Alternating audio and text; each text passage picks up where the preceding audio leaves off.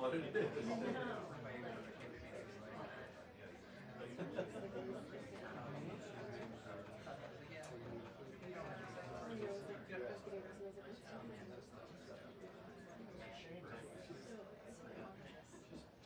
Give me a minute.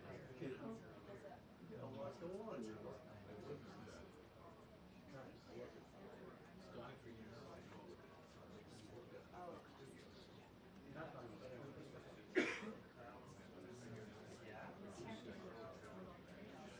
I would do it so because I would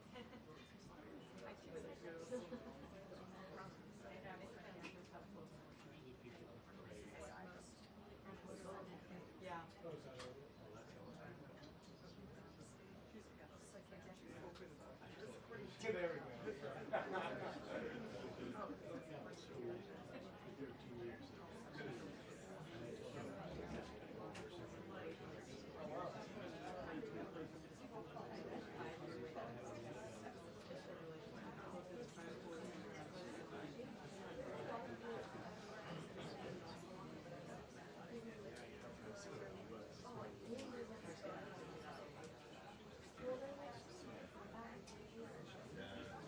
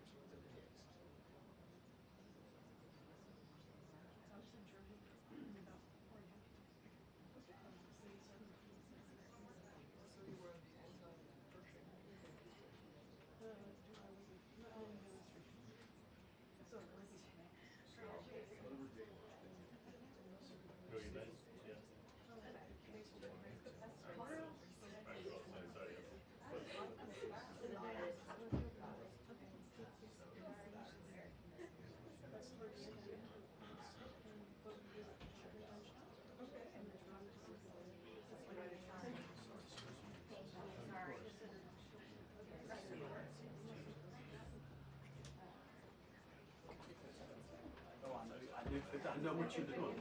I know exactly what you are doing.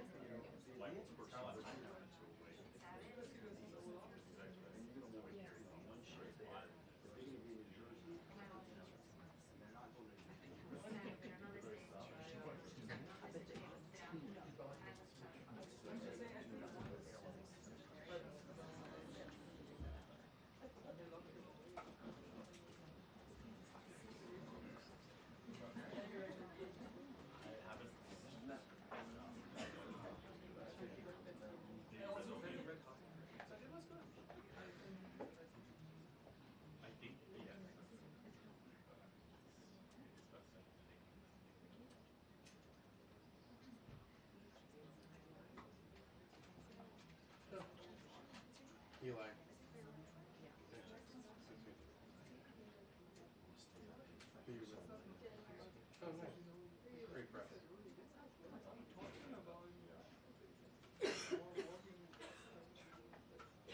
think Trump's going to do it?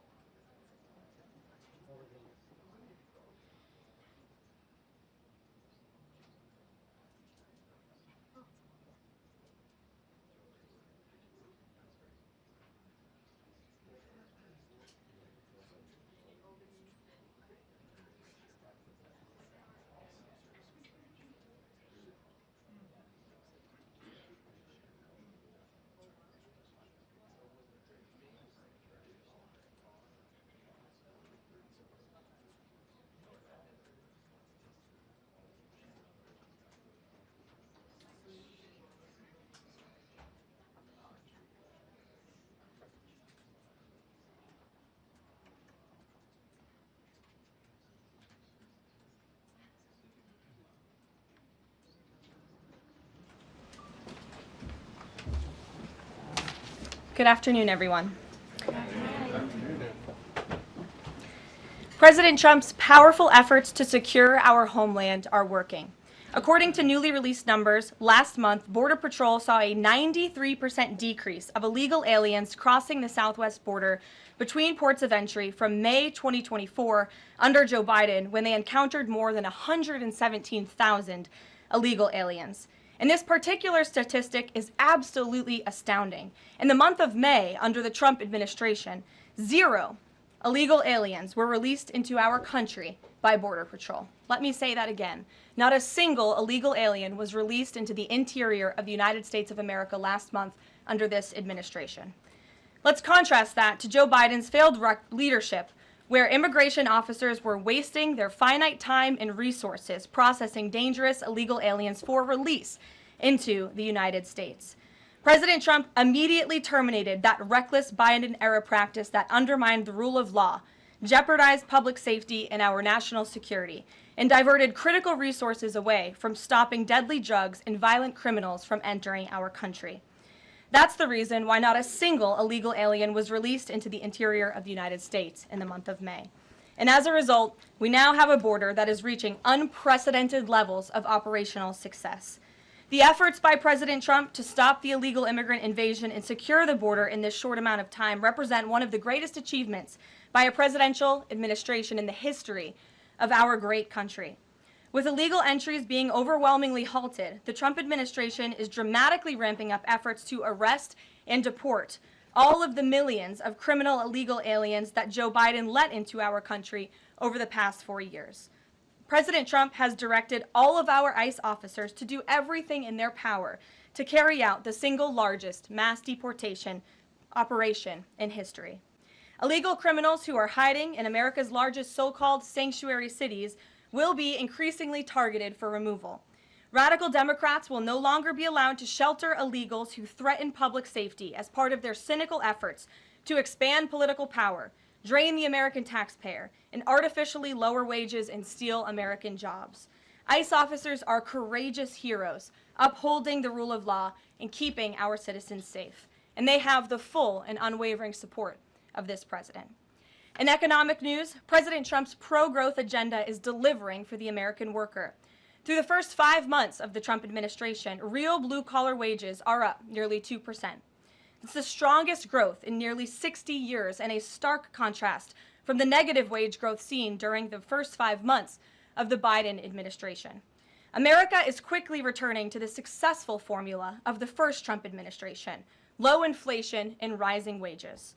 Once the big, beautiful bill is passed, this positive trend will only accelerate. Senate Republicans are continuing to push this critical legislation forward.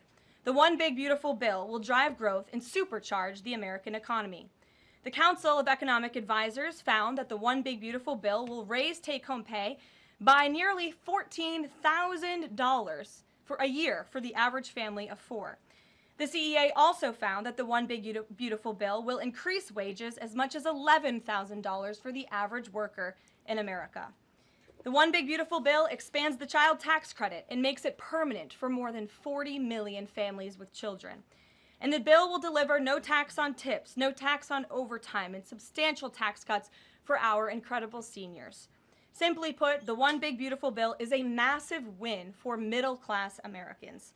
When nearly 80 million Americans sent President Trump back to this White House, they were doing so expecting these popular policies to be enacted. Republicans in Congress have a mandate to deliver, and President Trump demands they send this historic bill to his desk for signature by Independence Day, July 4th. The American people are fully behind President Trump. According to brand new polling from Insider Advantage, a clear 54% majority of Americans approve of the job President Trump is doing. That's because this president is keeping his promises and taking action every day to improve their lives. And passing this bill will help fulfill a number of President Trump's core campaign promises. Now, regarding the ongoing situation in Iran, I know there has been a lot of speculation amongst all of you in the media regarding the president's decision-making and whether or not the United States will be directly involved. In light of that news, I have a message directly from the president, and I quote, "Based on the fact that there's a substantial chance of negotiations that may or may not take place with Iran in the near future, I will make my decision whether or not to go within the next 2 weeks." That's a quote directly from the president for all of you today. So we'll kick it off for questions here in our new media seat. We have Eli Lake from the Free Press. Eli, go ahead. And Thanks so much for having us. Thank you. The Free Press. The decision to extend the, I guess, delay in enforcing the TikTok ban. Sure. Can you talk about how the White House understands its constitutional authority in light of the Supreme Court's decision in January that said that the president had to enforce the ban? Sure. Well, as all of you know, because the president put it out on his Truth Social today, he did sign an executive order to extend the TikTok ban for 90 days. So in the effort to make a deal. And the White House counsel and the Department of Justice have reviewed this executive order, and I can get it for you. I think it's on our website by now. If it's not, my team will now put it up immediately. And you can read the language in that executive order. And the White House counsel's office and the Department of Justice strongly believe in the legal rationale for this executive order. They wouldn't have the president's pen hit it if they didn't. And the political reasoning for this, of course, is because the president made a promise to keep TikTok on. There are 100 million Americans who use this app. It's wildly popular. He also wants to protect Americans' data and privacy concerns on this app, and he believes we can do both things at the same time. So he's making an extension so we can get this deal done. Can I get a follow-up? Sure. A few weeks ago, Tucker Carlson reported on a meeting between the president, Mark Leavitt, and others at the White House. Is there a leak investigation, and can you say who else was in that meeting?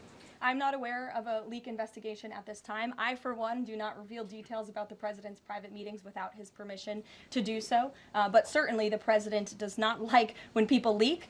He takes that very seriously. This entire administration takes that seriously, and that's why you've seen at agencies some of the cabinet secretaries have been given the authority by the president to let go of staff who are engaged in such leaks, especially those that risk American national security.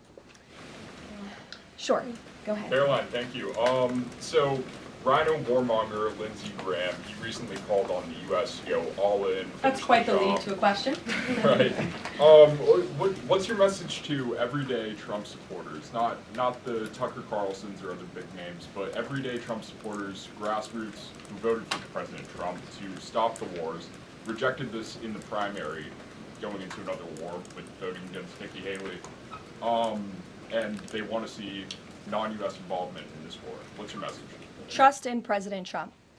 President Trump has incredible instincts, and President Trump kept America and the world safe in his first term as president in implementing a peace through strength foreign policy agenda. And with respect to Iran, nobody should be surprised by the president's position that Iran absolutely cannot obtain a nuclear weapon. He's been unequivocally clear about this for decades, not just as president, not just as a presidential candidate, but also as a private citizen. In fact, I have some quotes for you. In 2011, President Trump said, "America's primary goal with Iran must be to destroy its nuclear ambitions. We cannot allow this radical regime to acquire a nuclear weapon that they will either use or hand off to terrorists." In 2015, the president said, "The problem is that Iran poses an existential threat to Israel, our Middle Eastern allies, and the United States." And of course, the president has repeated that in his first term as president and his second term as president as well. That's why he was adamantly opposed to the disastrous Iranian nuclear agreement that was implemented by President Obama. And it's why he has given great latitude and given a lot of effort to achieving a diplomatic solution. But he's been very clear. Iran went for 60 days when he gave them that 60-day warning without coming to the table. On day 61, Israel took action against Iran. And as I just told you from the president directly, he will make a decision within 2 weeks. A follow-up? Sure. Go ahead, Natalie. Thanks, Karoline. Can you confirm whether Steve Witkoff has been in touch with the Iranian foreign minister, and does Witkoff plan to go to Geneva tomorrow for talks? I am not tracking that on Mr. Witkoff's travel schedule, but I can certainly check in with him to be sure. As for correspondence between the United States and the Iranians, I can confirm that correspondence has continued. As you know, we were engaged with 6 rounds of negotiations with them in both indirect and direct ways. Thanks, Kelly. Just to clarify the president's statement just now, when he says that he'll make a decision in the next 2 weeks, is he saying that if Iran does not come back to the negotiating table within the next 2 weeks, that the president will strike? The president is saying that he will make a decision whether or not to go within the next 2 weeks. It's very clear and direct. And is he seeing any signs of progress? He obviously is holding out hope for negotiations, but is he seeing any inklings of progress that give him that hope that talks are still possible? Well, that's why he said in the statement that I just read for all of you, based on the fact that there's a substantial chance of negotiations that may or may not take place with Iran in the near future, he will make that decision within the next 2 What weeks. makes him think there's still a substantial chance, is my question. I'm not going to get into the reasoning and the rationale. The president believes that, but that's his position, and he will make a decision within the next 2 weeks. Karoline. Sure. Thanks, Caroline. President Trump has said previously in regard to Russia, he's used this phrase about 2 weeks several times in terms of like, we expect like a 2-week deadline and then you give another 2-week deadline. How can we be sure that he's going to stick to this one on making a decision on Iran?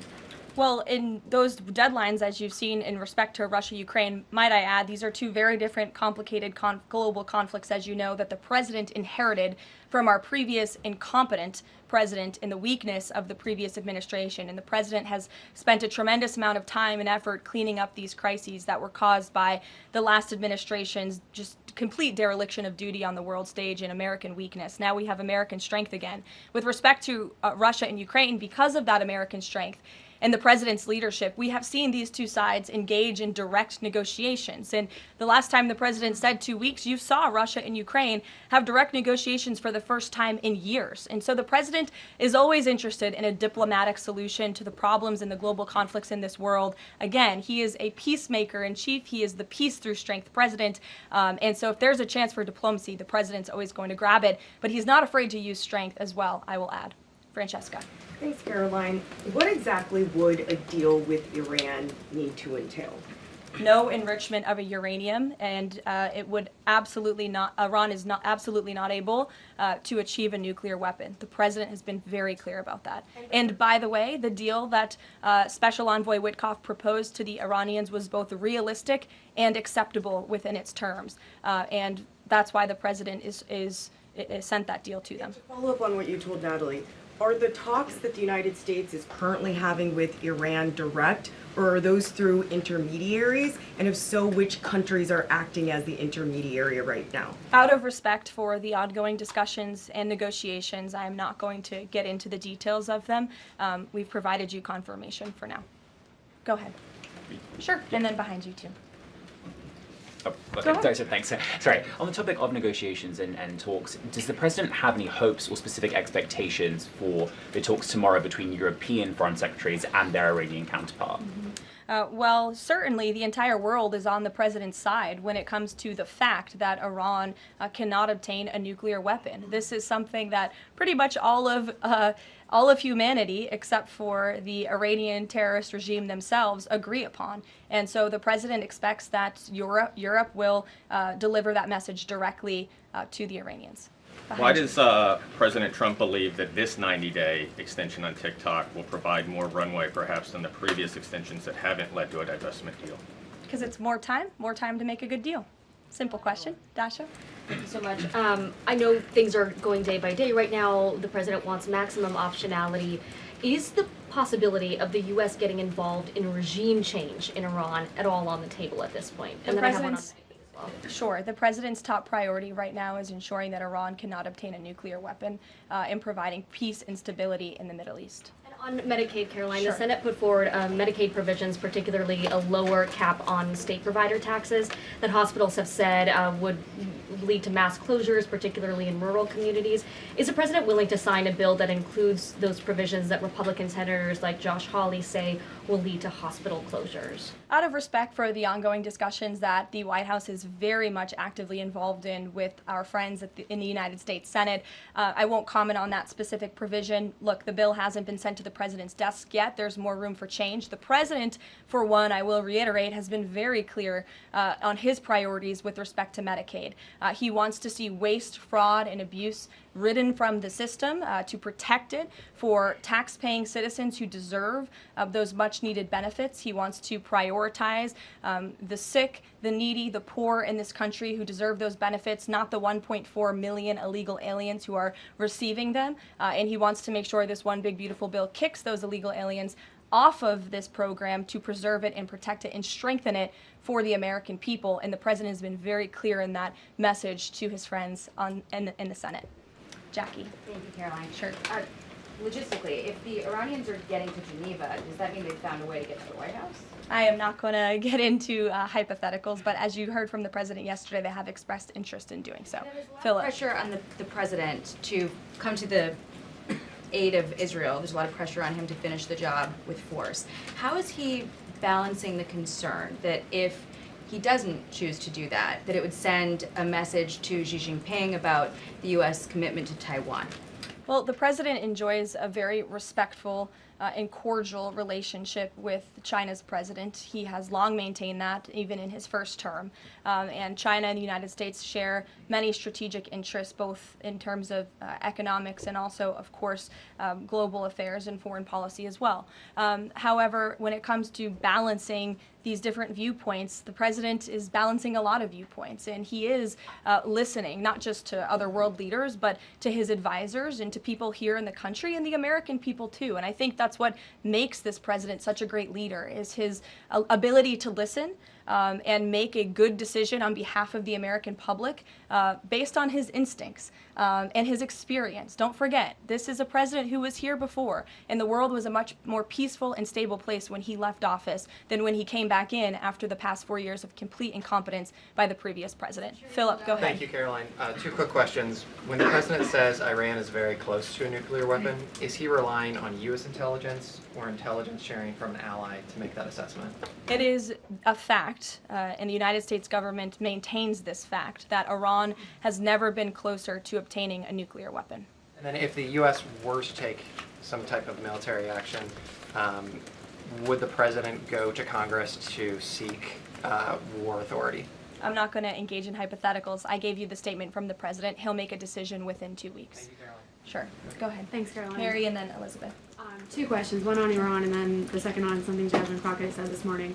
So given that we know the Iranian government did order an operative to assassinate the president, is there concern that Iran might respond with non-traditional military ways to some kind of strike on Iran, such as another assassination attempt? And has the Department of Justice looked into this last attempt on the president's life?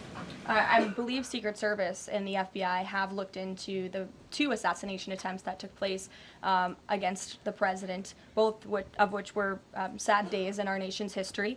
So I would defer you to the Department of Justice on where those investigations stand. But as for your question regarding Iranian retaliation, I'm not going to engage in hypotheticals again, but I can assure the American public and the world that this administration is prepared and ready to defend American interests and assets, not just in the region, but here on our homeland as well. Thank you. And then really quick on Jasmine Crockett, she said, I believe, that Trump supporters are mentally ill before calling for bipartisan support against the president. Can you respond to that, especially considering she's a rising star in the Democrat Party right now? She is a rising star. It's quite something to behold, actually. I hope that she continues to be a rising star for the Republican Party, at least. I think it's incredibly derogatory to accuse nearly 80 million Americans of mental illness. The last time I checked, Jasmine Crockett couldn't dream of winning such a majority of the public as President Trump did. And the America First movement, which President Trump has built, is filled of hardworking patriots, the forgotten men and women, business owners, law enforcement officers, nurses and teachers, and middle America, as we all know, from where you all grew up, outside of this beltway. That's who makes up this president's movement. And Jasmine Crockett should go to a Trump rally sometime and she can see it for herself. Jennifer. One on North Korea and one on China. Sure. On North Korea, they launched some rockets into the ocean today. What does the White House make of that? Do you read any meaning into that timing of that launch? And then on China, do you have any reaction to Xi Jinping's offer of intervening in Iran diplomatically? And are you seeing any signs that China would get involved militarily to support Iran? I don't believe we're seeing any signs of that at this moment in time. As for Xi Jinping's offer, I will leave it to the president to respond to that himself. As for your question about North Korea, we are monitoring the situation. The Trump administration is in close contact with our new South Korean counterparts as we work together to deter our adversaries and preserve a free and open Indo-Pacific. And no matter where, our adversaries and our allies alike know that President Trump will not tolerate threats against our interests on his watch, even as he works to resolve the wars that he inherited. Alex, go ahead, and then I'll come to you. Thank you. Is the president concerned about the economy if farms and hotels, et cetera, struggle to find workers? President's always concerned about the economy. That's on his mind every day. He wakes up, he checks the markets, he checks wage growth. As I pointed out, it's a record high today for middle class and American workers. So the president's always wanting to ensure that we have a strong and robust economy for the American people and worker, and we do.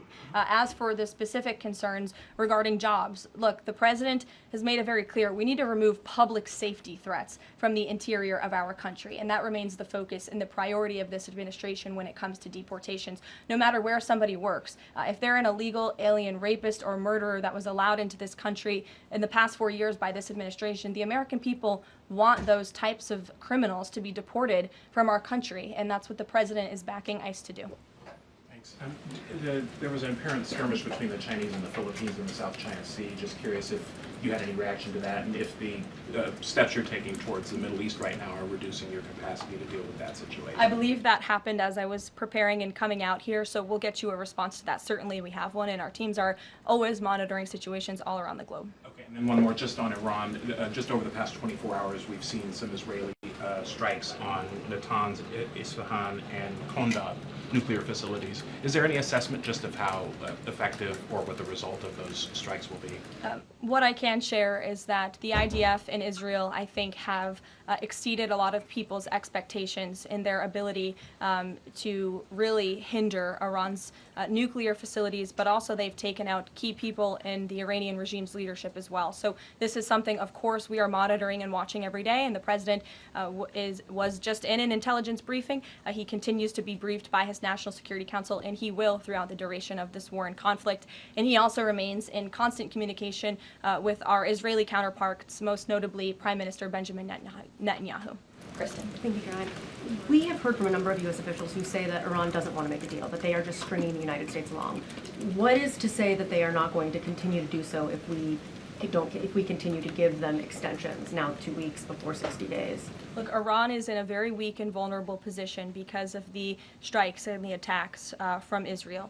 And with respect to the president's statement, I shared that with all of you. And he has been very direct and clear. Iran can and should make a deal. We sent a deal to them that was practical, that was realistic, or they will face grave consequences. Why is Steve Witkoff not participating in the talks this week? I can ask Mr. Witkoff why he is not. Thanks, Karoline. Does the president object if Israel attempts its own operation against Fordo in the next 2 weeks? I won't decide that for the president, nor will I share that here. I'll let him speak to that. Just another one. Iran is apparently warning Europeans that if struck by the U.S., it may withdraw from the nuclear proliferation treaty.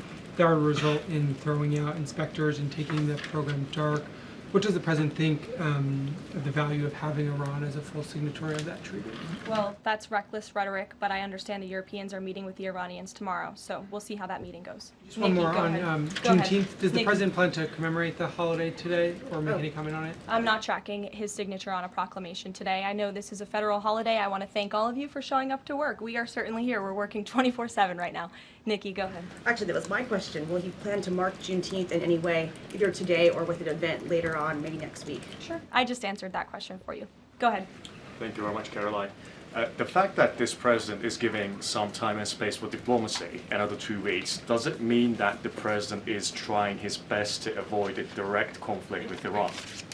I think the president has made it clear he always wants to pursue diplomacy, but believe me, the president is unafraid to use strength if necessary. And Iran and the entire world should know that the United States military is the strongest and most lethal fighting force in the world, and we have capabilities that no other country on this planet possesses. Owen. Caroline, good afternoon. The Supreme Court, as you know, has upheld Tennessee's ban on transgender medical procedures for minors, puberty blockers, hormone therapy, etc. The White House reaction to that, please. That's a huge victory for America's children, and it's obviously something this administration believes strongly in, that young minor children should not be allowed to be subjected to chemical castration and mutilation. The president himself has taken very strong orders, or has signed very strong executive orders on this, and we are grateful for Tennessee's efforts to protect our children, and we are grateful the Supreme Court ruled on the side of the law, but also on the side of protecting America's innocent children. Elizabeth, go ahead. Sorry, I skipped you earlier. Okay, thank you so much. Secretary of State Marco Rubio announced new vetting procedures on student visas. Will this serve as a model for vetting other foreign visas? For all foreign visas, yes. As you know, the president signed an executive order, I think it was one of the first he signed in the first week, to strengthen our vetting requirements and our vetting system here in the United States for all visas. He directed the Secretary of State to do that. There was a pause in some of that vetting, as you all know, recently, especially with respect to students from some certain countries. But the vetting has continued, and it's stronger than ever before. As for specifics on how the vetting process has changed, I would defer you to the Department of State. As you know, they're in charge of things like that. Thank you. To what extent is this 2-week delay with Iran the result of interventions by the likes of Tucker Carlson, Marjorie Taylor Greene, or the entreaties of European leaders who want a de-escalation? Look, the president hears all voices across the country, and he makes decisions based on his instincts. And he has always said diplomacy is his first option. And is he still planning to attend the NATO summit next week? He is, yes. We will be departing from Washington on Monday morning, and hopefully we'll see some of you there. Kayla. Thanks, Caroline. Oil prices have been spiking over the last week. Is the president watching the oil market, and is that factoring into his decision-making in the Middle East?